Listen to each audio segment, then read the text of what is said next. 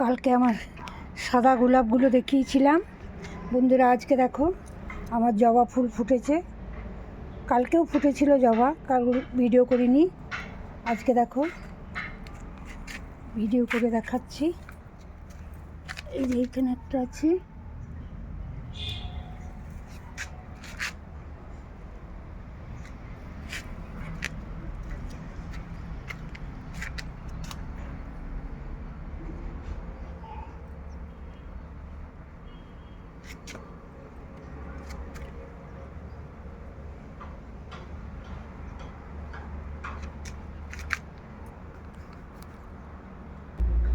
আর এই জবাটা দেখো কত বিউটিফুল, কালারটা কি সুন্দর।